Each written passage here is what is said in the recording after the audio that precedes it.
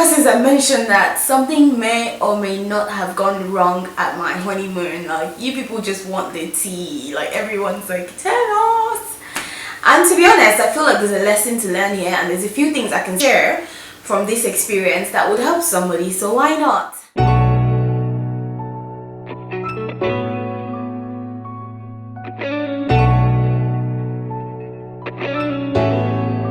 Hello and welcome back to my channel. My name is Faith and I'm here with another video. Before we get into this video, DIY knotless box braids by me. So follow my social media handles. I'm going to leave my Instagram either on the page, on the screen, or in the information box. So just check for it, follow me. I do hair. I'm also a full-time pharmacist, and yes, I'll just make videos when I feel like it, or when I feel like there is an inspiration or there's a leading to make a video, to tell stories, to just say something that I feel like has just been placed in my heart. Right, so today's one is a juicy one. So before we start, I just need you to go grab a glass, a cup of tea, something, just go and get it and sit down, because I'm telling the story of my Greece honeymoon that went wrong. If you know, or if you don't know, I'm just going to say it again. Wedding planning was crazy for me.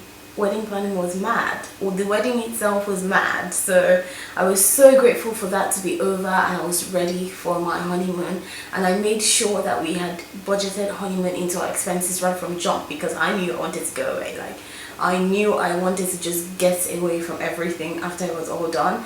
And not just that, I love a holiday. I mean, who doesn't? So we planned to go to Greece, right? Santorini, city of love, where lovers go. It was like a dream.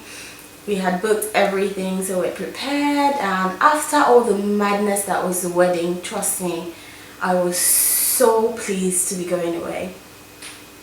So we got our visa, we got everything we needed for this holiday, and we set off to Greece.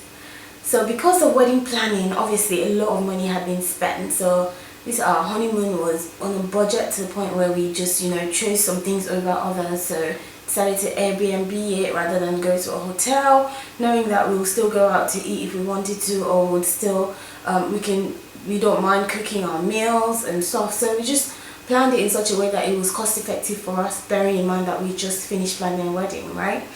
So our plan was to go to Athens, and coincidentally my husband had a speaking event in Athens. So we were like, okay, we'll stop by in Athens for a few days, and then we'll go off to Santorini. In total, we're meant to be out in Greece for about, I think, 7 or 8 days. So 3 days in Athens and 4 days in Santorini, and then back to the UK. Right, so when we were off, I was so excited. I was like, yes, yes, yes, I am going to Greece. Oh, I'm so glad to be just having a break after wedding planning. Well, my excitement was short-lived. We arrived at Athens, and this is something that everyone going to Greece should know. Well, not Greece particularly, Athens. Athens is a little bit rough. Okay, Athens is a little bit rough. If you're going to Athens, just be careful with your belongings, be careful with anything that you've got with you. Just watch your back, just make sure that you are safe, okay? And if you go, just try and explore the areas that you're going to, maybe online, see people's reviews, and just know what areas are safer than others that you can possibly go to. So we landed in Athens on our first day there. I think we landed mid-afternoon. We found our way to our Airbnb. So on the way there, because I was carrying my handbag, which I use as a carry-on luggage, it was quite heavy, so I was just moving it around. I carried it in my hand and I put it on my shoulder, and my husband was there dragging the luggage. So I was just like, let's just get to the Airbnb. I'm really tired right now. We were walking for, I think, almost about 5 minutes from where our train stopped. We got to the Airbnb, waiting for our host to come, and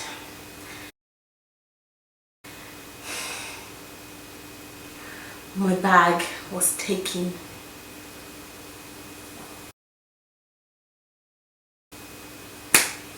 and this is an environment where we had no idea where we were. We didn't know where to turn to. So this person has gone and we're just like, huh? It was then that I realized all the things I had in the bag. The bag had my passport, my visa.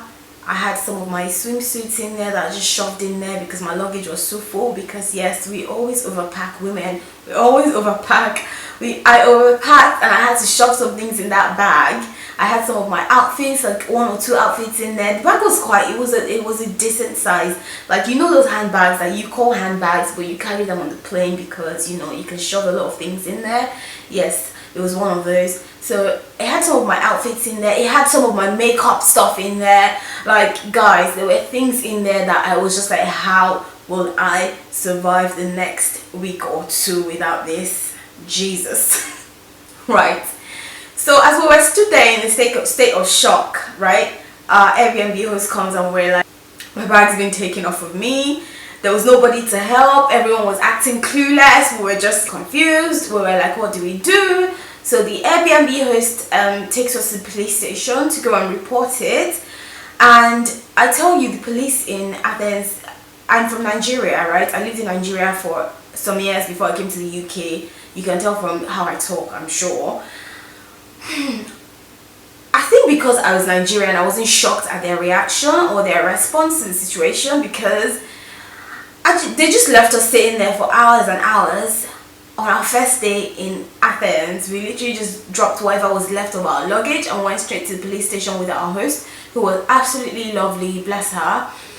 We went there, we were just waiting for the police, and all they asked us to do was just leave a statement of what happened. And that was that. The good thing was they gave us a statement. If you get something stolen from you when you travel, something important, it's best to report to the police straight away, because your police statement and your police report can always help you in a lot of situations. So they just asked us to write a statement. We described the bag, we explained what happened, we described the contents of the bag, and they were like, yeah, we'll ring you if we hear anything. And this is me just like, what in the world? My first night, we literally just got back to our Airbnb, which was absolutely stunning. I don't know how this Airbnb was in that area. The Airbnb was so stunning, but the area was just not nice. And yeah, again, if you're traveling, you need to research the area where you have booked a hotel or booked an accommodation in, or where you plan to go to, because in our experience we didn't research that, and that proved to obviously not work in our favor. So we got back to our Airbnb and we're just thinking like, oh my god, what just happened? What do we do? What's the best way out? I start googling, okay, can I return to the UK without my passport and my visa? It's like, no, you cannot. I'm like, Jesus Christ. Okay, so we have 7 days. Can we figure something out in 7 days? I look it up, and the visa office in Athens was only open. The visa office in the whole of Greece is in Athens, which thankfully we were in Athens, but it was only open for 2 days a week, Monday and Tuesday, and we arrived on a Monday, right? So we had the next day to go and sort it out. We were like, okay, fingers crossed, if I can go there and get an appointment and tell them what happened, maybe they can give me something. They can try and sort out, fast track my visa and just let me know exactly what to do, and maybe we can still make it back in time. Mind you, we're just come from wedding planning. Now we're looking up the cost of what this situation has brought up. This was going to cost us nothing less than £2,000. So we ended up spending about £2,000 aside what we had planned to spend. The next day we go to the visa office and they're like, you haven't got a passport, so you can't do anything. So you need to first go to your passport office, your country's embassy, and they should be able to give you a passport. Once you've got that passport, then you can come back and reapply. And I am like, what? I should have been going back to the UK by that weekend. This was a Tuesday now. I should have been going back to the UK by that weekend, but I could not, because on Tuesday they said I should go and get passport sorted, and once I get passport sorted, the rest of the week they're not open, so I have to wait till Monday. Oh god, it was crazy. So we start phoning the passport office, the embassy, Nigerian embassy in Greece, in Athens, and this man picks up the phone and he's like, hello, hello, and I'm like, okay, I narrate what happens, and he was like, hey, yeah, okay, there's one woman in this place, you can come and meet her, she will sort it out for you, but you need to make sure you call her first. I'll give you her number, so you call her first, you have to call her, you must call her before you come here, don't come here if you have not called her. I said, okay, give me the number. This number that this guy gave me never went through, like it wasn't going through, and time was going, and I was like, what do we do?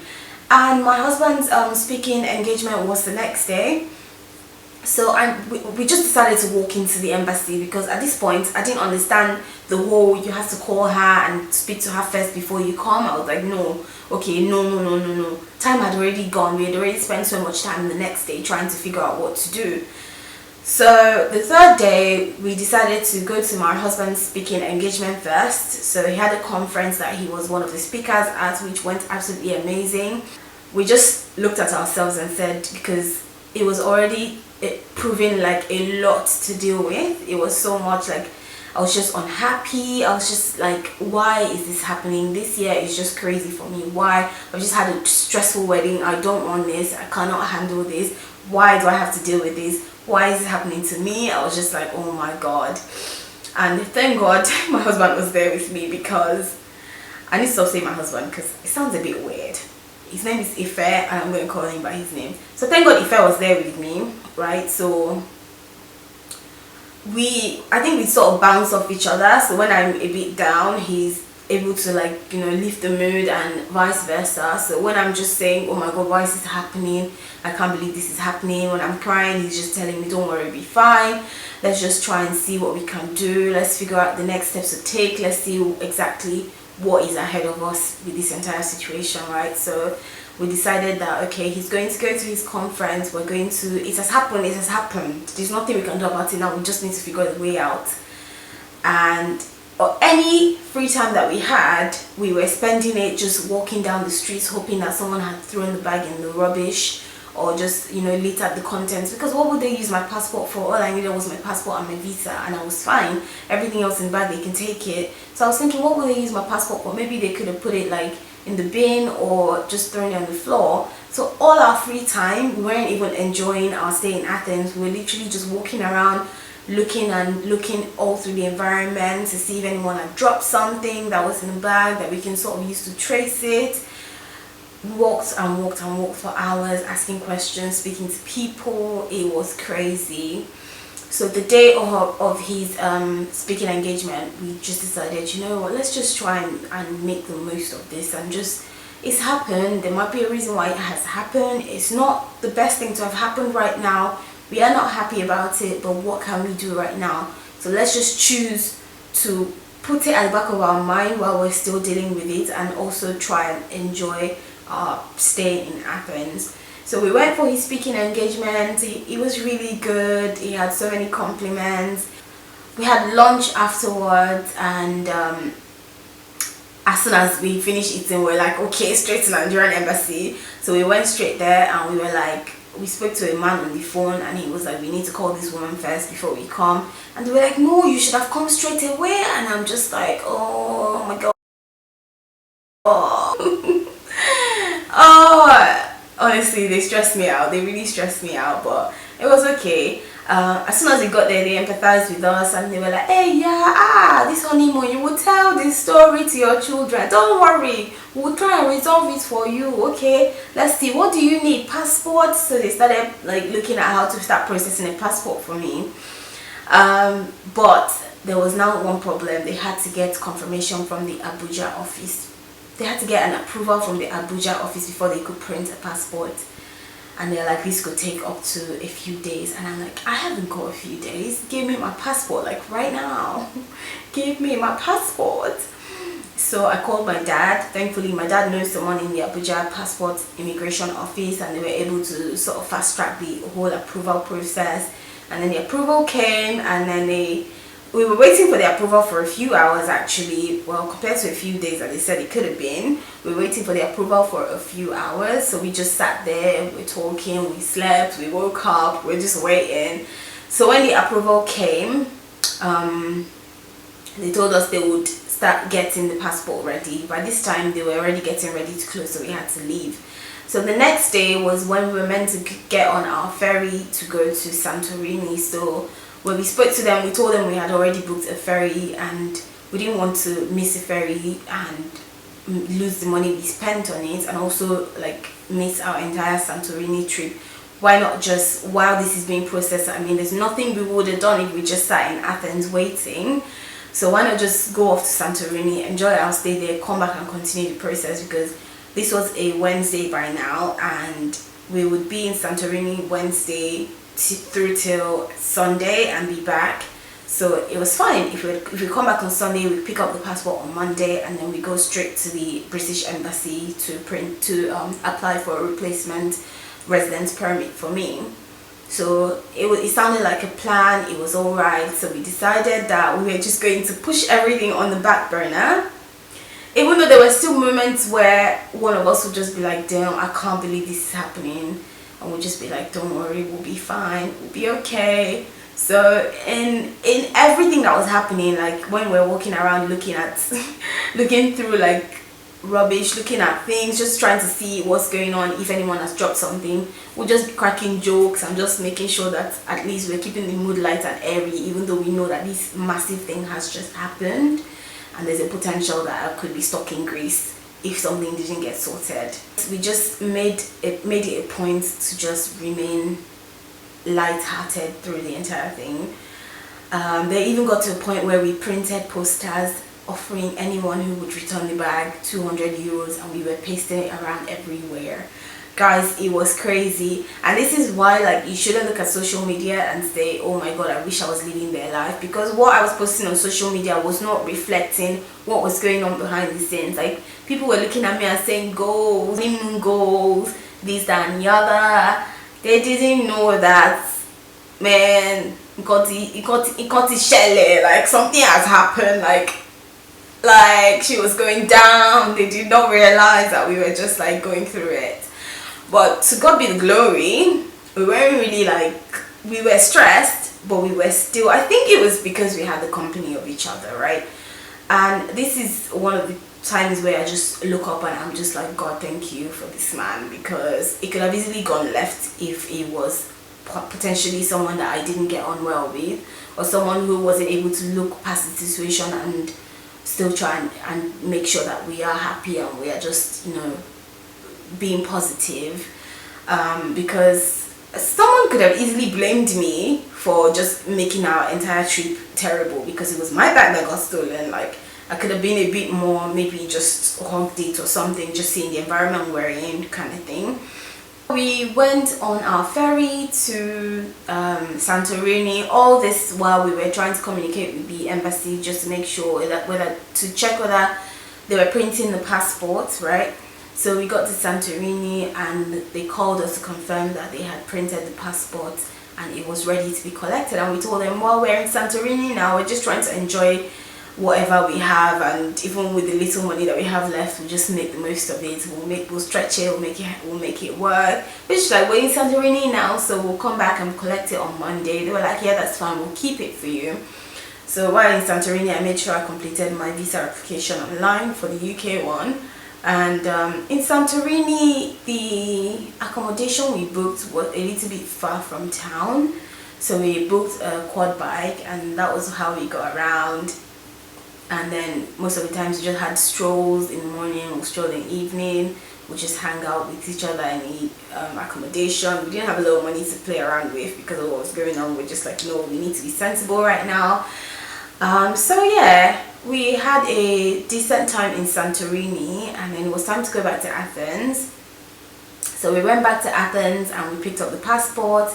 We made sure we did the application for the visa, and then we had to wait, I think it was 5 working days. So now Monday to Friday was 5 working days. This is now another additional week to what I would have been spending in Greece as a whole for my honeymoon, right? I had to call work and tell them, look, this is what happened, it's crazy out here, I cannot deal, I can't come back to work unfortunately. So work was quite good, they just understood with me and they just said it's fine, just keep us posted. My husband's work were able to give him some time off as well, so I was like, okay, phew, let's just try and just enjoy all this time now that we have. We only had about 7-8 days before, but now we have Lord knows how long. So we're supposed to wait 5 working days for the visa to come out. So we waited that entire week, we didn't hear anything, and I was just panicking already. And the weekend came and we knew, okay, they're not open, we can't even speak to anyone, we can find out what's going on. Oh my god. And then it was so many just unsettled thoughts, feelings, everything just happened, and I was just like, God, let this just come through. So we waited until the Monday. So this was now our third week in Greece. So by the Monday, first thing in the morning, I called the visa office. I was like, I need my visa, I can't deal anymore, I'm staying here for too long. Even though the entire time we just, you know, when you're on holiday you have just a limited period of time and you pack all these activities in one. We just spread everything out. We're just like, you know, today we'll just go to the flea market and come back and sleep. Tomorrow we'll just go and look at this place and come back and sleep. And we met a really amazing couple and they took us out. It was quite nice. Somehow I lost the rest of this clip. What I said after this was that, so on the Tuesday I finally got information that my visa was ready and it was being sent across. And on Wednesday my visa arrived. We left on Wednesday night, arrived Thursday morning at 6 a.m. in the UK. I went straight to get my car and I drove straight to work on Thursday. And that was the end of everything, and I was just like, I'm so glad to be back home. It was a really crazy experience, and it was just mad when it was happening. Like, and this was happening in a country where we could not even understand the language at all, and people could barely understand what we were saying. So we had to sort a lot of things out. I'm just grateful that I can look back now and be happy that we did actually, regardless of whatever was happening, regardless of the fact that we now had less money than we had planned, we did just enjoy the moment and make the most of what time we did have out there, and not just dwell on what was going wrong, even though it would have been easy to do so. So yeah, that was my take from it. I hope you were able to take 1 or 2 things from it. If not anything, I hope you were able to just enjoy the story. I will definitely be telling this to my children and my grandchildren. I'm sure they'll get bored of listening to me tell it, but I don't care. Thank you so much for stopping by and watching this video, and I hope you are staying safe out there. Please take care of yourself, and I will see you in my next video. Don't forget to like, comment and subscribe, and follow me on my social media. I'm going to leave them either on the screen or in the information box below. Have a lovely day and week,